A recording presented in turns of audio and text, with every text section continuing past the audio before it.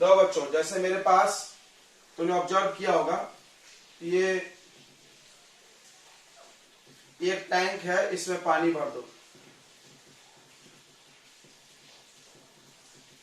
तो पानी भरने के बाद इसके टैंक के जो बॉटम में कोई भी ऑब्जेक्ट रखा होगा, जैसे मान लो यहाँ कॉइन है, वो अपने को थोड़ा सा ऊपर दिखता है, ऊपर उठा हुआ। या टैंक की जो गहराई भी है, मान लो ये सरफेस से लेकर के यहां तक टैंक की हाइट h1 है। h1 क्या हो गया? रियल डेप्थ, असली गहराई हो गई टैंक के सरफेस से लेकर के। बट हम जब इसको बाहर से देखेंगे तो हमको थोड़ा ऊपर दिखेगा। क्यों दिखेगा? आप ध्यान से सुनना। कोई भी ऑब्जेक्ट दिखाई कब देता है? जब उससे लाइट चल के मेरी आंखों पर आती है। इससे लाइट चल के आ रहा है, ध्यान देना ऐसे। तो ऑब्जेक्ट को बच्चों हम लोग डेंसर मीडियम में रखे हैं। ऑब्जेक्ट को कहा रखे हैं? डेंसर मीडियम में। अब ये यहां पे नॉर्मल बनेगा,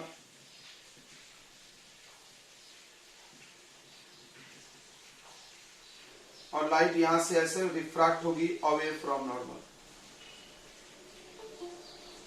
ये हो गया आई।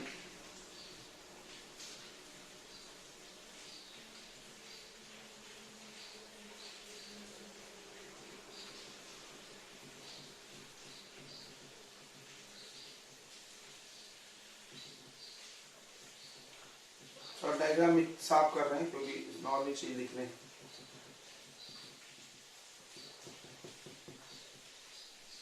तो देखो ये अवे फ्रॉम नॉर्मल जाएगा बिकॉज ये डेंसर से रेयरर जा रहा है। कहां से कहां जा रहा है बच्चों? डेंसर से रेयरर। ये आई हो गया एंगल ऑफ इंसिडेंस, और ये हो गया आर। और यहां से हम इसको देख रहे हैं, तो हमारे आंख की एबिलिटी होती है कि हम लोग सीधा देखते हैं, ऐसा लाइट मुड़ के नहीं देख सकते हैं। यानी हम लोग को, तो ये सुने भी कि जब भी लाइट रिफ्रैक्ट हो जाता है, 10th का डायलॉग है, जब भी लाइट रिफ्रैक्ट हो जाता है, बेंड हो जाता है, तो हमको काल्पनिक चीज दिखने लगती है, अपैरेंट, रियल नहीं दिखता है।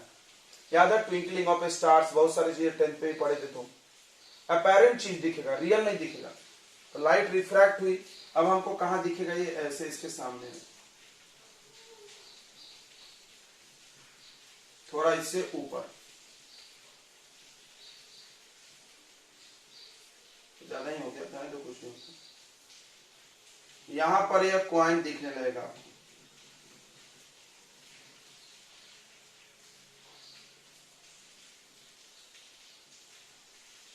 एक और लाइट रे बना लो ऐसे नॉर्मल सीधा। नॉर्मल आने वाली लाइट नहीं मुड़ती है ना, पढ़ा था ना तुमको हमने, कि कोई भी लाइट अगर सीधे आएगी तो रेयरर से डेंसर जाए, डेंसर से रेयरर जाए, उसमें कोई रिफ्रैक्शन नहीं होता है। एक लाइट रे सीधे ले लो, क्योंकि इमेज बनने के लिए दो लाइट रे चाहिए। ये सीधे चली गई। ठीक है बच्चों, ये देखो ये पीछे बनाया हमने, यहां मिल रहा है। ये हो गया ऑब्जेक्ट, ओ फॉर ऑब्जेक्ट, ओ, और ये हो गया इमेज उसका, आई। अब यहां ए भी लिख देते हैं, ध्यान देंगे।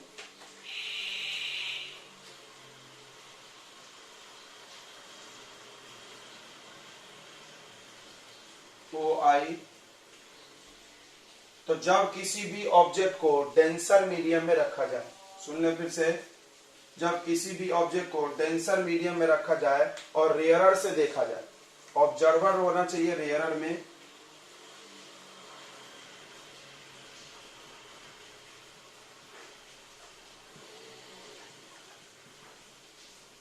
और ये मतलब डेंसर में होना चाहिए ऑब्जेक्ट, तो वो ऊपर दिखेगी, अपने एक्चुअल हाइट से थोड़ा सा कम हाइट पे दिखेगी, उसका अपेरेंट डेप्थ दिखेगा हमको। और इसकी उल्टी भी कहानी वो भी पढ़ाएंगे हम, कि अगर तुमने डेंसर में से देखा रेयरर वाले को, तो वो ये कम गहरा दिख रहा, वो ज्यादा दिखेगा, बराबर। तो थोड़ा ऊपर उठा हुआ, जस्ट उल्टा इसका। सबको समझ आ रहा है ना? ये देखो ये हो गया अपेरेंट डेप्थ, यहां से लेकर के ये, इसको H2 बोलो, तो ये दिख रहा है, ये इतना इतना तुमको दिख रहा है। हम यहाँ से जब देखेंगे तुमको ये इमेज यहाँ दिख रहा है, मतलब हमको कम गहरा दिख रहा है, हमको ये गहराई दिख रही है यहाँ से यहाँ तक। तो तुम बोल सकते हो ना कि मेरा ऑब्जेक्ट इतना हाइट ऊपर हो गया, तो ये जो हाइट हमको दिख रहा है यहां से यहाँ, इसको बोल सकते हैं हम राइज इन हाइट। क्या बोल सकते हैं? Rise of height. कितना हाइट ऊपर उठ गया, ठीक है, ओके। अब मान लो कि ये पानी का रिफ्रैक्टिव इंडेक्स डेंसर का जो भी है म्यू, ये वाटर भी लिख सकते हैं हम, डब्ल्यू लिख लें। चलो क्या होगा, हम लोग वाटर के लिए पढ़ेंगे, बाद में उसको जनरल फॉर्मूला के लिए कुछ भी कर लेंगे, 2 1 1 2 कर लेंगे। और ये एयर, अब इसका हम लोग को फॉर्मूला निकालना है, बहुत आसान है, ध्यान देंगे। फॉर्मूला क्या निकालना है कि कितना राइज ऑफ हाइट हुआ, कितना अपेरेंट डेप्थ हुआ। देखो तो ये आर है, हम थोड़ा ध्यान दो बच्चों, ये लाइन और ये लाइन पैरेलल है बिकॉज दोनों नॉर्मल है, हाँ पैरेलल है, और ये ट्रांसवर्सल सीधे चली गई, तो यहां भी आर होगा ना।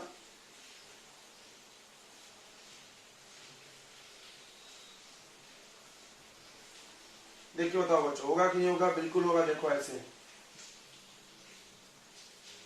ये आर, ये भी आर, करस्पॉन्डिंग। अच्छा ये आई है, ये पैरेलल, ये पैरेलल, तो यहाँ कौन आई होगा? ये होगा। ये एंगल इक्वल हो गया, देखो समझ, sorry, i equal to i हो गया, आर इक्वल टू आर। अब sine i by sine r लगाएंगे, वैल्यू निकाल देंगे, काम खत्म, सारा डेरिवेशन। अच्छा एक मंत्र बता रहे हैं, रिफ्रैक्शन के सारे डेरिवेशन स्नेल्स लॉ से चालू होते हैं 99%, तो ध्यान देना। रिफ्रैक्शन चैप्टर के सारे डेरिवेशन कहाँ चालू होते हैं? लगभग स्नेल्स लॉ से। चलो तो यहाँ पर थोड़ा कहानी लिखना पड़ेगा तुमको, हम लिखा देंगे। क्या लिखना पड़ेगा कि जब किसी ऑब्जेक्ट को डेंसर मीडियम में रखा जाता है और उसको रेयरर से ऑब्जर्व किया जाता है, तो वो अपने एक्चुअल हाइट से, एक्चुअल डेप्थ से कम डेप्थ दिखेगा तुमको, H2 दिखेगा, वो ऊपर उठा हुआ दिखेगा, ठीक है। और इसी को हम लोग बोलते हैं अपैरेंट डेप्थ। तो मेरा H1 जो है बच्चों वो है रियल डेप्थ, और H2 है अपैरेंट डेप्थ।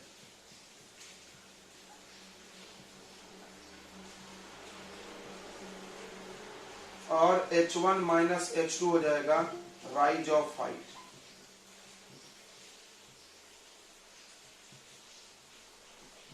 हाइट में कितना राइज हुआ, बराबर है H1 minus H2।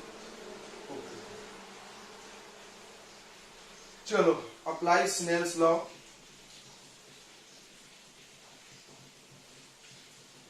Snell's law लगाओ बच्चों, तो sine i upon sine r equal to mu 2 1। ध्यान देना एक चीज, म्यू 2, बताओ कौन 2 है?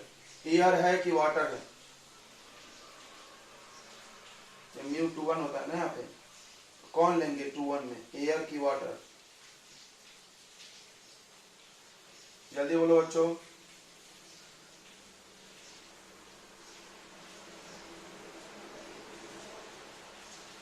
कौन लेंगे म्यू 2 1 में? बोल नहीं रह सकता, टाइम वेस्ट कर देंगे। 2 में लेंगे वाटर और 1 में लेंगे एयर, बराबर है।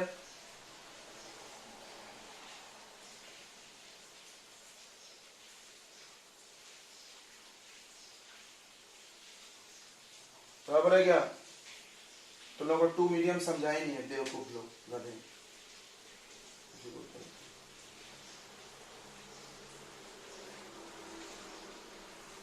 बराबर, एयर में लेंगे जिसमें जाता है, एयर में लेंगे जिसमें जाता है, विथ जिसमें जाता है वो पहले लेते हैं। ये उल्टा हमको पता है, बाद में पलट लेंगे 1 अपॉन करके। अब देखो साइन आई का वैल्यू देख के बताओ यहां से, इस ट्रायंगल में in triangle O A B में देखो साइन आई, साइन थीटा क्या होता है? साइन थीटा क्या होता है बच्चों? परपेंडिकुलर, परपेंडिकुलर यानी ए बी अपॉन हाइपोटेनस यानी ओ बी।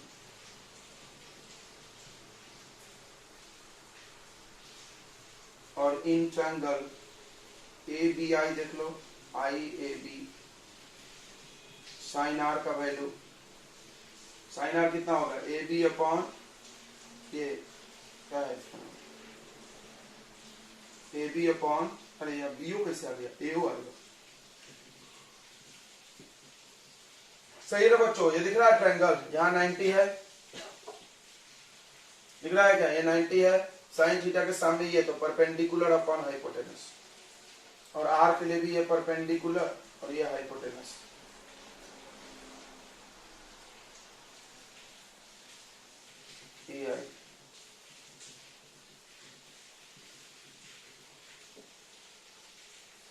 इधर पुट कर दो इसको, ए बी अपॉन ए ओ,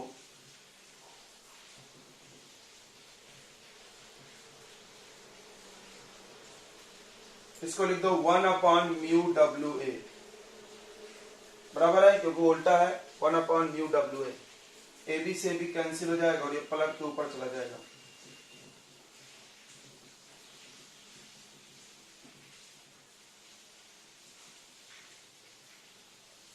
ठीक है, ओके। अब देखो ना ध्यान से, यहाँ पे ए आई यानी कौन सा हाइट है, अच्छा ए आई नहीं है, सॉरी। अब एक चीज इसमें, तो हमने तुमको बोला था कि यहाँ पर लाइट के डेरिवेशन में, सारे डेरिवेशन में क्या होता है कि कुछ चीजों को अप्रोक्स किया जाता है, लगभग। अब देखो मान लो ये रे इस पे बहुत क्लोज होगा, क्लोज होगा ही, हम लोग पैराक्सियल रे के लिए सारा डेरिवेशन करते हैं। कौन सा रे, पैरा एक्सियल, याद है तुमको बनाया था हमने उस दिन, पैरा एक्सियल रे कौन सा बोलते हैं, जो बहुत क्लोज है। तो इफ ये क्या नाम है, O A incident very closure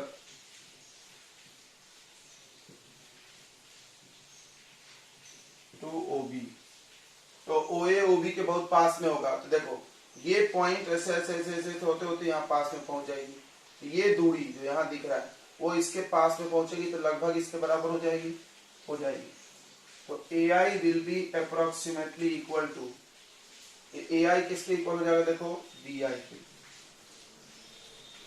समझ रहा है सबको, ये पॉइंट को इधर इधर पास करो, तुमको खुद दिखेगा, तो ये दूरी ऐसे ऐसे ऐसे ऐसे ऐसे ऐसे इसके ऊपर आ जाएगी, ए आई इक्वल टू बी आई हो जाएगा, और ए ओ इक्वल टू बच्चों बी ओ हो जाएगा। इसमें पुट कर दो,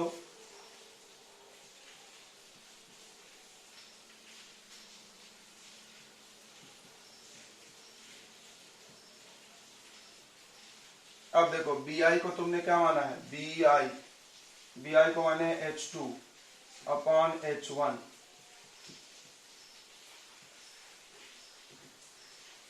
अब अपने को अपैरेंट डेप्थ चाहिए, H2 चाहिए, H1 को उधर भेज दो, H1 अपॉन म्यू डब्ल्यू ए, यानी इसका मतलब कि अपैरेंट डेप्थ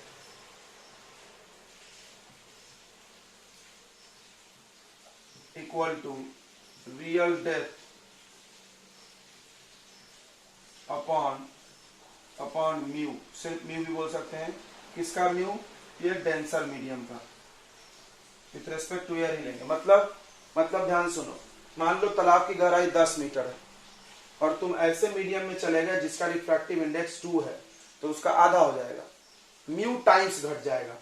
किसी भी चीज की डेप्थ जो कम होगी वो कितनी कम हो जाएगी, म्यू टाइम्स डिक्रीज होगा, म्यू तो सबका 1 से ज्यादा ही होता है, इसलिए हम डिक्रीज ही बोलेंगे, इंक्रीज का कोई चांस नहीं है।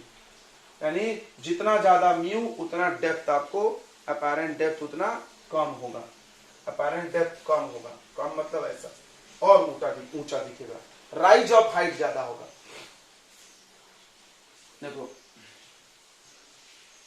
ये सब चीज हम लोग यहाँ पर लिखेंगे, अपैरेंट डेप्थ बढ़ेगा तो राइज ऑफ हाइट ज्यादा होगा, ज्यादा हाइट ऊपर राइज होगा कोई भी चीज नीचे से, ठीक है। तभी हम लोग यहाँ पे राइज ऑफ हाइट भी निकालेंगे। तो राइज ऑफ हाइट हम लोग को निकालना है, कितना हाइट ऊपर उठ गया, ये कितना ऊपर दिखा है, तो H1 माइनस H2, ये रियल है, ये देखो ये फिक्स है, ये चेंज नहीं होगा, ये कम ज्यादा हो सकता है। समझ रहा है कि नहीं? क्यों? क्योंकि ये म्यू पे डिपेंड है, म्यू बहुत सारी चीजों पर डिपेंड है। तो हम लोग क्या करेंगे भाई, H1 को तो कुछ नहीं करेंगे, H2 को करेंगे। H2 को क्या कर देंगे, H1 minus upon mu.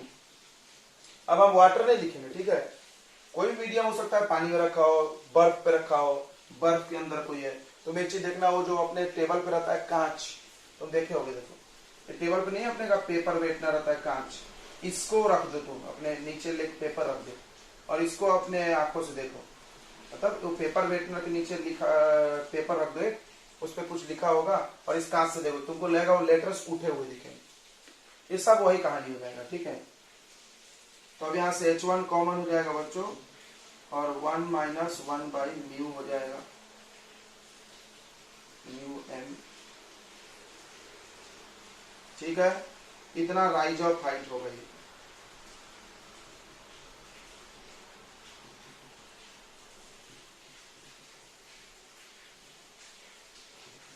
Okay, बढ़िया।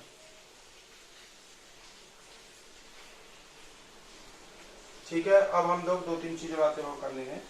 पहला कि म्यू ऑफ वॉयलेट ज्यादा है म्यू ऑफ रेड से।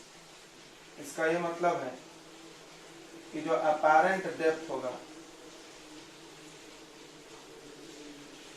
H1 H2 में बात करें क्या, H2 ऑफ वॉयलेट और H2 ऑफ रेड में, H2 बता अपैरेंट डेप्थ, कौन ज्यादा होगा, रेड का ज्यादा होगा, बराबर। समझ में आया ना? नहीं आया? देखो ये इसका म्यू कम, उसका ये ज्यादा।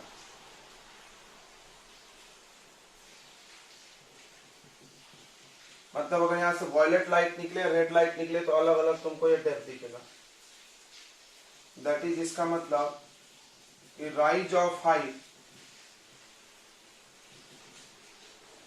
तो अपैरेंट डेप्थ जितना कम होगा उतना हाइट में राइज ज्यादा होगा। राइज ऑफ हाइट और अपैरेंट डेप्थ जितना कम होगा, कम किसके लिए, वॉयलेट के लिए। राइज ऑफ हाइट फॉर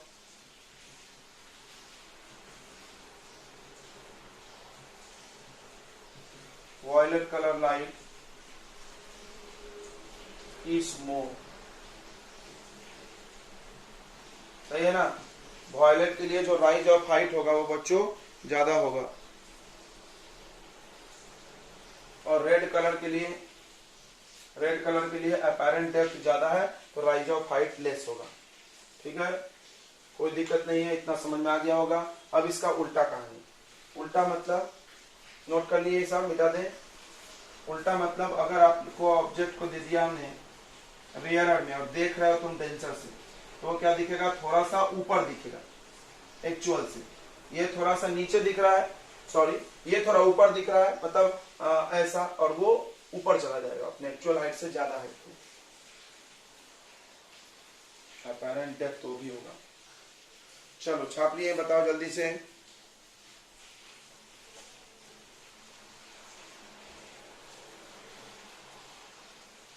तुम ये चीज पढ़े हो ट्विंकलिंग ऑफ स्टार्स में बच्चों, ये आपने क्या पढ़ा था, ट्विंकलिंग ऑफ स्टार पढ़े थे कि नहीं? क्या स्टार यहाँ है, ऊंचा दिखता था, और सन राइज और सेट से पहले दिख जाता था। क्यों? क्योंकि हम बैठे हैं डेंसर में, देखो हम अर्थ पे बैठे हैं, अर्थ की कहानी सुने होगा तुम लोग, ये अर्थ है, ये अर्थ का एटमोस्फियर है, हवा, यहाँ हम बैठे हैं और यहाँ पर सन है। तो सन कौन से मीडियम है, रेयर में, और हम कौन से मीडियम है, डेंसर। जब हम सन को दिखेंगे तो लाइट ऐसे मुड़ के आएगी, तो हमको यहाँ दिखती है सन। याद होगा ये सब कहानी, 10th में पढ़े हो ना तुम लोग, पढ़े हो। स्टार्स भी वैसी होता है, हम लोग अर्थ में बैठे हैं डेंसर मीडियम में, तो ये डेंसर मीडियम में बैठे हैं, तो हमको ये थोड़ा ऊपर इमेज दिखेगा, थोड़ा सा ज्यादा ही ऊपर, ठीक है। ये हाइट के लिए थोड़ा जगह चाहिए, ये वही H2, ये भी अपैरेंट हाइट हो गया। ये मैं अपैरेंट हाइट बोलेंगे, इसको डेप्थ नहीं बोलेंगे। डेप्थ सतह से नापी जाती है, हाइट जमीन से नापी जाती है, क्लियर है ना। डेप्थ गहराई कहां से नापी जाएगी, ऊपर तक, हाइट नीचे से, ये ऊपर लेयर और मीडियम।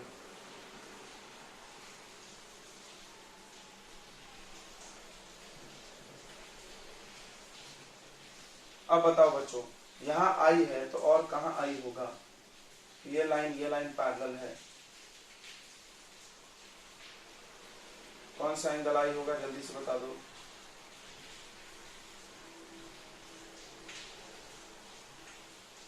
इस ट्रायंगल में भी आई होना चाहिए ना। कोई बता रहा है कि हम बता दें? नाम बताओ एंगल का, हम लिख दिए सब नाम। ए ओ बी होगा ना बच्चों? आई क्यों? अल्टरनेट एंगल 10 बार ऐसे ऐसे ऐसे जेड बनता है। अच्छा ये आर है, और कौन आर होगा? सोचो सोचो सोचो, ये आर होगा बराबर है कि नहीं? देखो ये बड़ा लाइन, ये छोटा लाइन, ये ऐसे गया ना, ये तो सीधा ये आर करस्पॉन्डिंग बोलते हैं, ठीक है? ओके बस। उसके बाद क्या? अभी तो किए थे, आदत होना चाहिए सब करने की। Sine i upon sine r equal to mu two 1। अभी ध्यान देना, कुछ मानते हैं, हाँ थोड़ा फील आएगा। ये एयर और ये वाटर, जानबूझ के ऐसा लिखते हैं हम लोग। इसे क्या होता है, थोड़ा दिमाग में क्लिक रहता है कि हाँ ऐसा है, ठीक है। 2 1 मानेंगे तो थोड़ा इतना ये नहीं होता है, क्लियर नहीं रहता है। लास्ट में कर ही देते हैं म्यू। तो अब बताओ कौन सा लिखेंगे? म्यू ए डब्ल्यू लिखेंगे कि म्यू डब्ल्यू ए लिखेंगे? जल्दी से बताओ बच्चों, म्यू क्या लिखेंगे? क्या लिखेंगे बच्चों? म्यू सेकंड मीडियम, सेकंड जिसमें लाइट जाता है, तो म्यू डब्ल्यू ए। ये ठीक है, कोई दिक्कत नहीं, ए हमेशा बाद में होता है। अब साइन आई का वैल्यू पकड़ लो यार, कहां से? यहां से कितना आ रहा है बताओ? परपेंडिकुलर यानी A B upon hypotenuse O B. Sine I का भी पकड़ लो, ए बी अपॉन बी आई।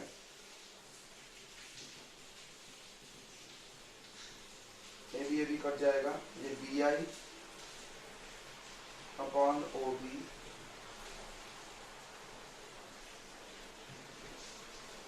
इसको 1 अपॉन नहीं कर देना पागल लोग, एब्सोल्यूट है ये, एब्सोल्यूट ऐसा ही होता है, क्लियर बाद में रहता है। अब देखो क्या है ये, बी आई ओ बी। अब वही चीज कहानी, जब ये इसके पास में आएगा तो बी आई किसके इक्वल हो जाएगा? ए आई के, और ओ बी किसके इक्वल हो जाएगा? ओ ए के।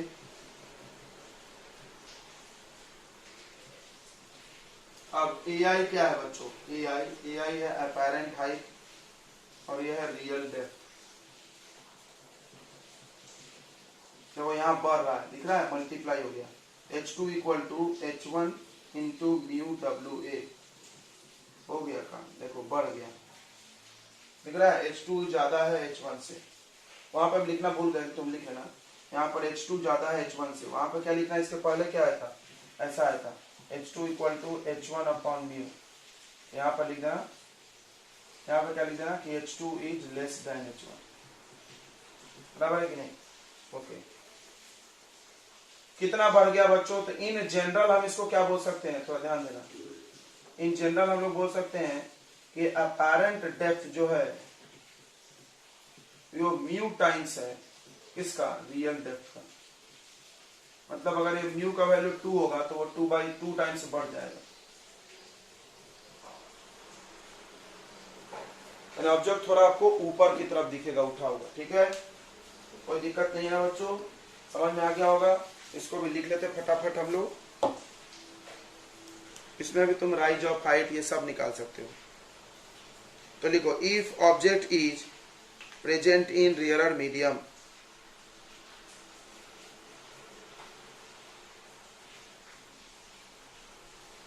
if object is present in rarer medium and it is viewed from denser medium,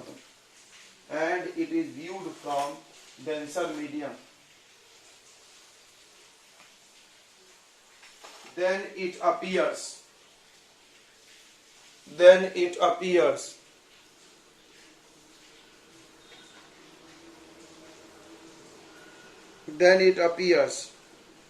to be raised, to be raised from actual position, to be raised from actual position. Next point भी लिखो, the rise in height, नहीं rise in height नहीं, the apparent depth, the apparent depth या bracket में raised height, apparent depth को हम लोग यहाँ पर राइज्ड हाइट बोल सकते हैं, बढ़ा हुआ height. राइज्ड height is mu times more than actual height, राइज्ड height is mu times more than actual height।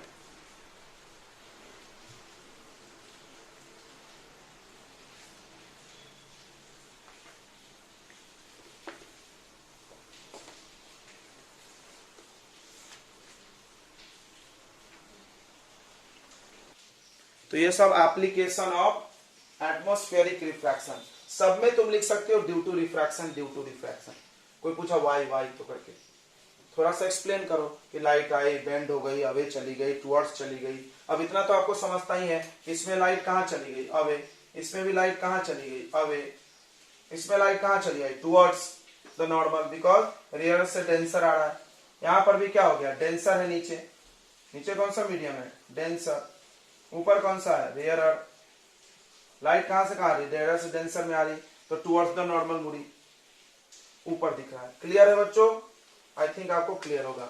Stars twinkle करते हैं क्योंकि उससे आने वाली लाइट रेस कम होती है और उसमें फ्लक्चुएशन हमको पता चलेगा, अगर वो कम ज्यादा होगी तो दिखेगा।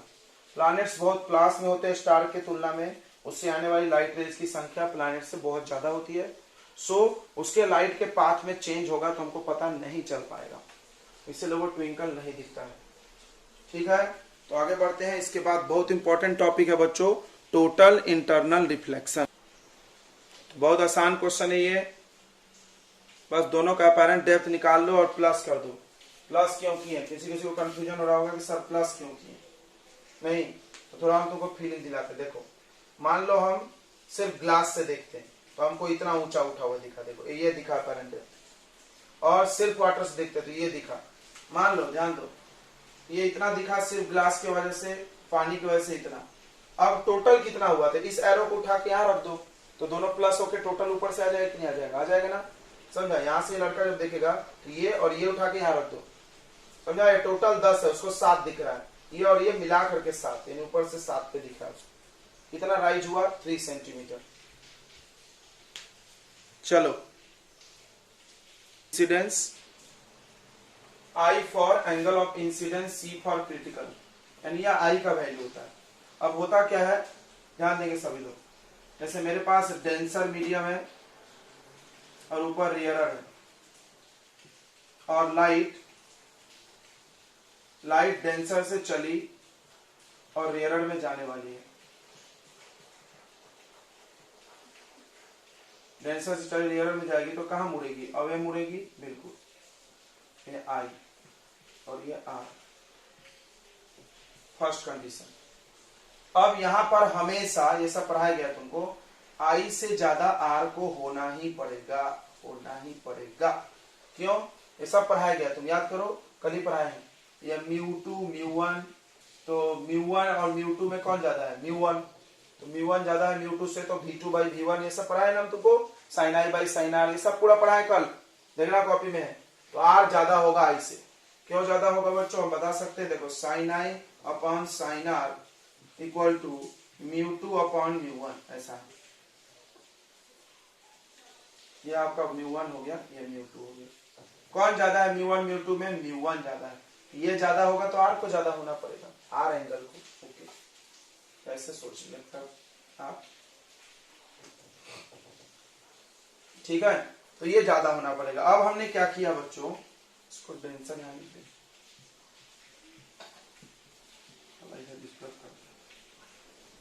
अब देखो हमने इसको I को और बढ़ा दिया थोड़ा सा, तो क्या R बढ़ेगा कि नहीं बढ़ेगा, तो बढ़ना ही पड़ेगा, क्योंकि R should be greater than I, तो ये और नीचे आ गया, देखो झुक के। अब हम थोड़ा सा और बढ़ा दिए तो, और हम तीसरा कंडीशन में थोड़ा सा और बढ़ा दें तो ये लाइट यहां आ सकती है क्या, बिल्कुल। अब जब यहां आ गई तो ये आर का वैल्यू बढ़ते बढ़ते कितना हो गया 90 होगा कि नहीं होगा, देखो ये 90 हो जाएगा, बराबर है, समझ रहा है क्या, ऐसा हो गया।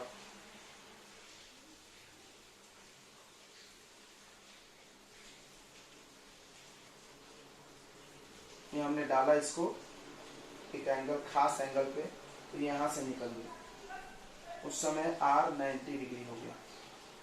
तो जब आर 90 डिग्री हो जाए उस वक्त आई का जो वैल्यू है उसको आईसी बोलते हैं, यानी आई मतलब angle of incidence is equal to critical angle, angle of incidence equal to critical angle. ये कब पॉसिबल है, जब लाइट कहां से कहां जा रही हो, डेंसर से रेयर, उल्टे में नहीं, क्यों, ये इधर झुक रही थी तभी तो इधर आई, मान लो इधर चिपक रही होती तो फिर तो नहीं आती इधर 90 होने।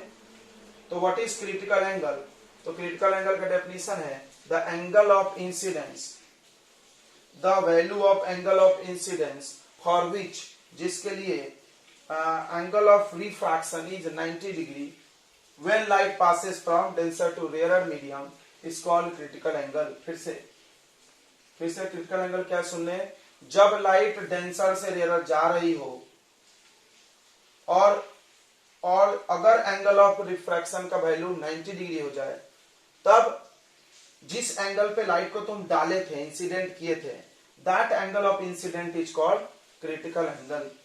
क्लियर है, क्रिटिकल एंगल क्लियर है, डेफिनेशन लिख ले जल्दी से, लिखो, the angle of incidence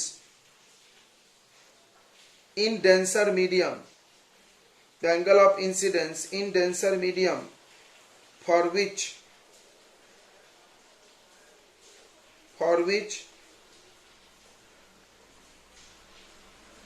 angle of refraction in rarer medium, angle of refraction कहां बन रहा है, रेयरर में बन रहा है, angle of refraction in rarer medium is 90 degree,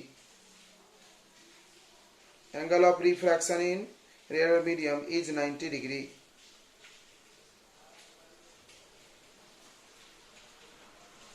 is called critical angle denoted by IC। ये डायग्राम बना ले। अब हम लोग पढ़ रहे हैं रिलेशन बिटवीन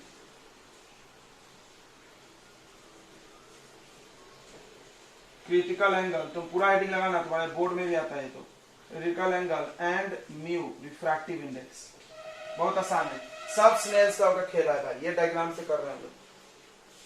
तो लाइट रे इधर से इधर जा रही है, तो स्नेल्स लॉ लगाओ,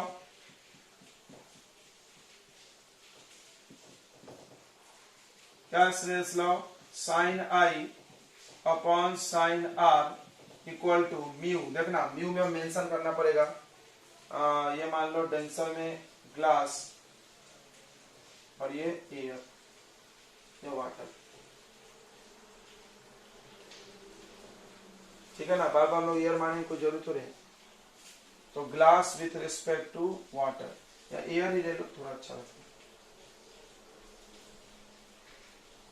गड़बड़ हो गया ना, गड़बड़ हो गया, गड़बड़ हो गया, क्यों गड़बड़ हो गया, जो जिसमें जा रहा है उसको पहले लेते हैं, तो air with respect to glass. अब देखो साइन आई को तो हम लोग आईसी बोलेंगे ना, for critical angle, critical angle का डेफिनेशन अभी क्या बोल रहा है, कि आई के वैल्यू को आईसी बोल सकते हो अगर आर का वैल्यू 90 डिग्री हो, बराबर है कि नहीं। देखो आई के वैल्यू को आईसी बोल सकते हो अगर आर 90 है, तो रख दो यहाँ पे साइन आईसी अपॉन साइन 90, और ये उल्टा है, एजी नहीं होता है, तो 1/μ GA हो जाएगा। साइन आईसी, साइन 91 हो गया, तो साइन आईसी का फॉर्मूला हो गया बच्चों 1/μ ऑफ मीडियम, मतलब inversely proportional, inversely proportional, critical angle is inversely proportional to refractive index, मतलब जिसका रिफ्रैक्टिव इंडेक्स जितना ज्यादा उसके लिए क्रिटिकल एंगल उतना कम। तो सबसे मिनिमम क्रिटिकल एंगल कितना है, डायमंड का है, ध्यान से देखना बच्चा। क्रिटिकल एंगल का हम आपको कुछ वैल्यूज बता दे रहे हैं, आप याद नहीं करना है। तो वाटर का क्रिटिकल एंगल है 48.75 डिग्री। ग्लास में दो अलग अलग ग्लास है, क्राउन ग्लास, फ्लिंट ग्लास। हम आपको क्राउन ग्लास का बता रहे हैं। क्राउन ग्लास का बहुत सारी चीजें बनती है। 41.14 डिग्री। अगर डायमंड की बात करोगे तो सबसे कम होगा। डायमंड का रिफ्रैक्टिव इंडेक्स सबसे ज्यादा है तो क्रिटिकल एंगल सबसे कम होगा। ओके, तो डायमंड का क्रिटिकल एंगल सबसे मिनिमम है। क्या है मिनिमम है? क्योंकि रिफ्रैक्टिव इंडेक्स ज्यादा है। अब सुनो, क्रिटिकल एंगल से क्या होता है ये भी सुनना जरूरी है। टोटल इंटरनल रिफ्लेक्शन होता है। टोटल इंटरनल रिफ्लेक्शन, ठीक है, ये थोड़ा दिमाग में रखना चाहिए, कभी कभी काम आ जाता है। टोटल इंटरनल रिफ्लेक्शन मतलब लाइट वापस आ जाता है, बिना मिरर के लाइट रिफ्लेक्ट होना। बिना मिरर के, तुमने पढ़ा है कि लाइट को रिफ्लेक्ट करने के लिए क्या चाहिए? मिरर।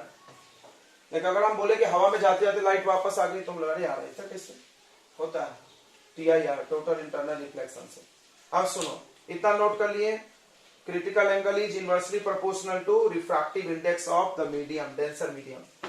डेंसर मीडियम के रिफ्रैक्टिव इंडेक्स के इनवर्सली प्रोपोर्शनल है। जितना ज्यादा डेंस मीडियम लोगे उतना क्रिटिकल एंगल कम से कम होगा। डायमंड का सबसे मिनिमम होता है। डायमंड का सबसे मिनिमम है।